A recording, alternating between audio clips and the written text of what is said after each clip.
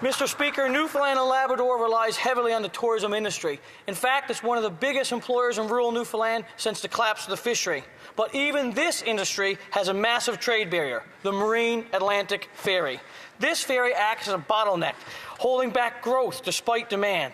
Bill C-5 talks about nation-building projects, yet our current infrastructure and transportation system needs immediate attention. During tourism season, these vessels are fully booked, with no room for tourist vehicles and RVs. Although most hotels, resorts, and restaurants have more capacity, tourists are not able to get across the Gulf into Newfoundland. Our tourism industry has grown tremendously in the last decade, yet marine Atlantic services have hardly grown. Hotel rooms and historical tours go unused because there's no ferry space available to bring travelers in. During this last campaign, when the Liberals knew that they were going to lose more seats like mine, they made last-minute election promise to reduce the ferry rates. Now, we can all agree that passenger rates should be free, but these Liberals promised to reduce rates before Canada Day. Yet, we're only 2 weeks away, and the prices still haven't changed. People are booking ferry rides now for July and August, but what will happen? Will they get reimbursed? People are unknown of what's going to happen. So what will happen? This uncertainty undermines planning for families and is creating uncertainty in our tourism industry. If this government wants to reduce trade barriers, they need to take a good look at how the island of Newfoundland does trade.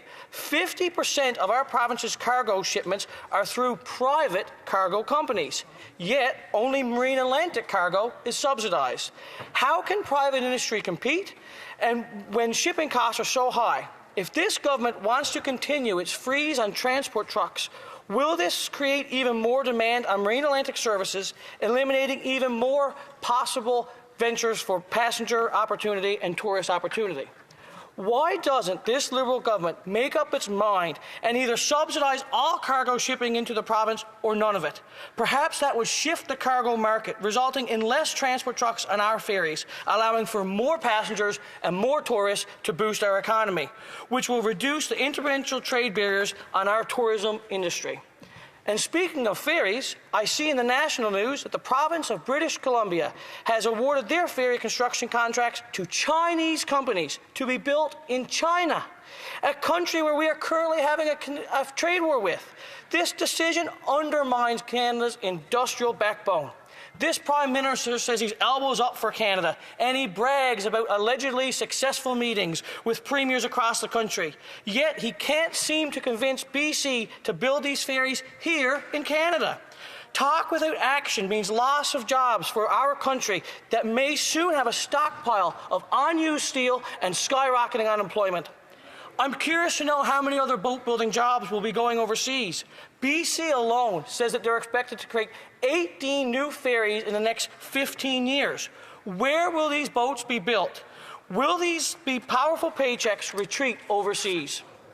I understand that this Liberal government has all their consultants busy as a Bay Street banker rewriting the rules of capitalism before breakfast, but perhaps Transport Canada Minister and his team could investigate this fiasco to determine what needs to be done for these boats to be built here in Canada. In my district alone, I have 2 shipyards and 2 fabrication sites sitting idle.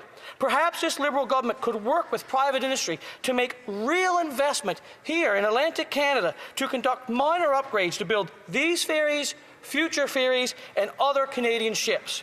These idle sites represent ready-for-business infrastructure and workforce. Mr. Speaker, being an island and a landmass on the most easterly part of the country holds other connection difficulties as well. Newfoundland and Labrador is one of the largest providers of hydroelectricity in the country, with potential to have massive expansion. Yet, we struggle to get our power to market.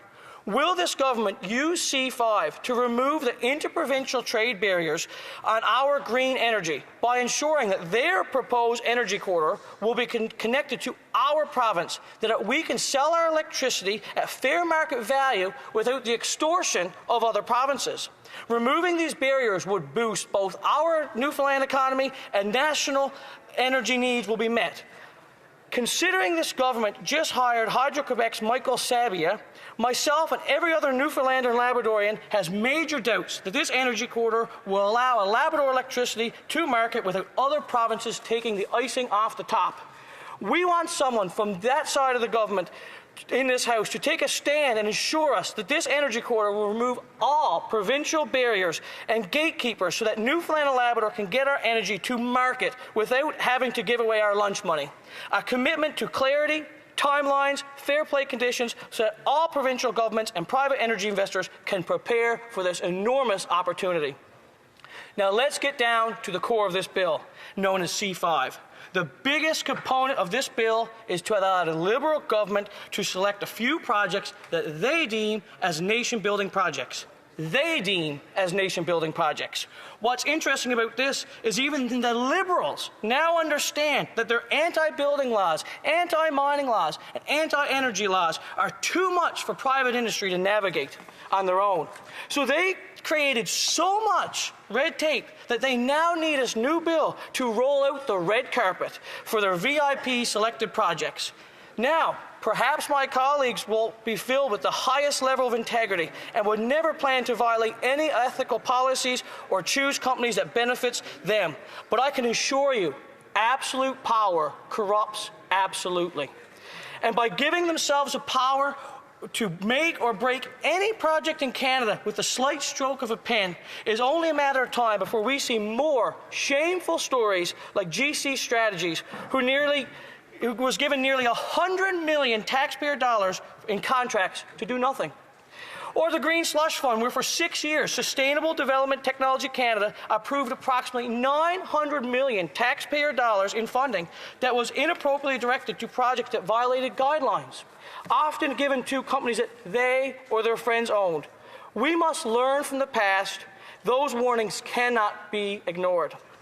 Furthermore, if this Liberal government realizes that a handful of supposedly nation-building projects will help our economy, why can't they understand that hundreds of these projects across our nation would put this country back on track where it needs to be and take care of our seniors, pave our roads, and fix our health care?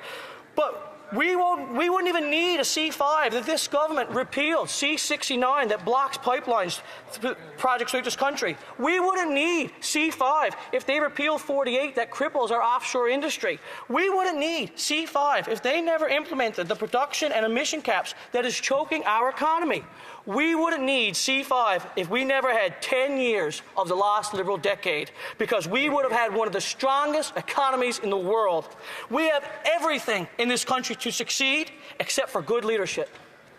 Now, Mr. Speaker, I grew up in a Canada where an average kid from Clarenville could have endless possibility. He could run for student council and one day be the MP. Or he could start pumping gas and dream of one day owning that gas station and build an oil tycoon, just like old man Irving. But C5 will kill this dream, and many more just like it. C5 tells young Canadians that if you want to build something, you've got to be pals with the friends at the top.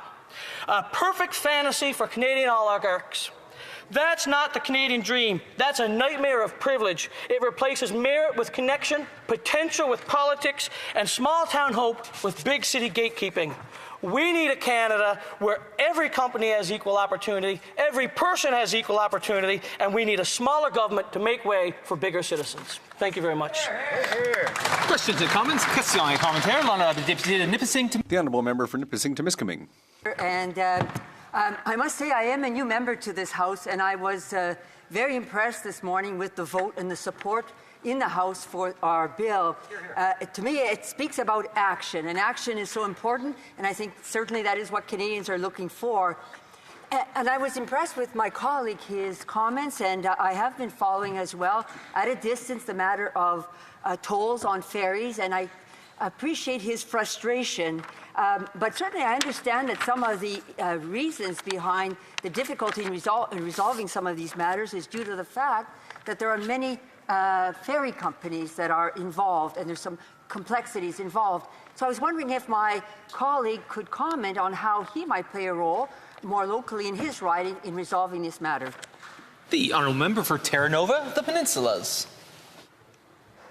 We have one transport company from the mainland Canada to Newfoundland and Labrador for passengers, and it's Marine Atlantic. We do have cargo ships and other companies as well, but we have one for passengers and tourists, and that's the one I'm speaking of today. There's a lot of things we can do locally, but Marine Atlantic is a national Crown corporation, and it starts right here in this House. Thank you very much. Questions and comments? Questions et commentaires. The Honourable Member for La Pointe-de-l'Île. Thank you, and congratulations to my colleague for his speech.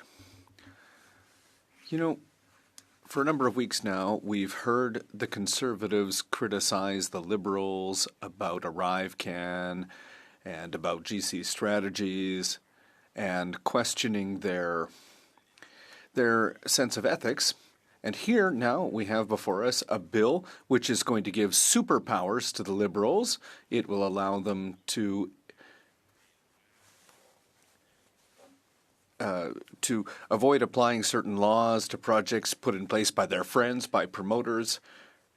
Section 21 is going to allow them to exclude promoters of projects from ethics laws, from labor laws, etc. So I'm wondering why, in this context, the Conservatives have supported the Liberal closure motion to allow the Liberals to move this bill through quickly without it being studied properly and without members being able to improve this bill. The Honourable Member for Terranova, the Peninsulas.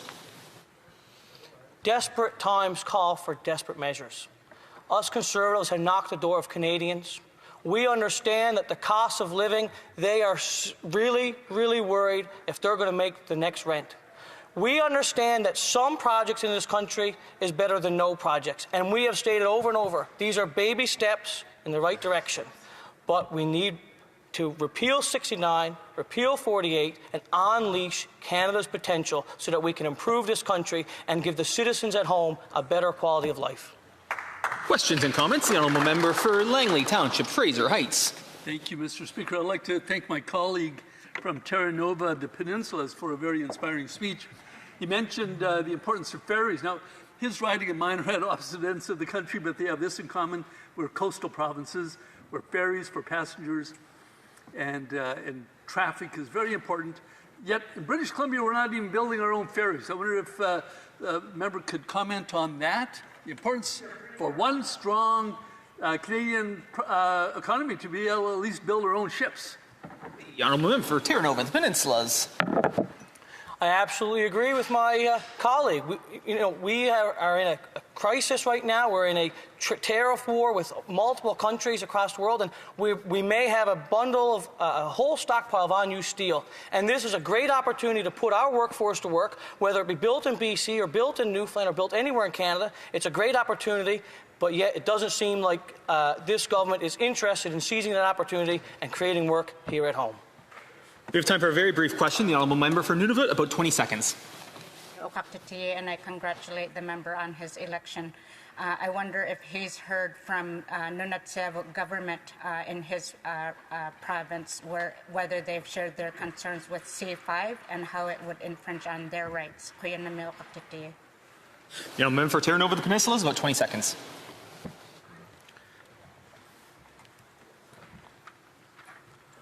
I haven't heard directly about C5, but throughout the whole campaign, when you talk to Aboriginal people in our province, everyone has the same concern. They want to be consulted before things go through. They do not want the federal government to have a veto card that pushes through anything. Thank you very much.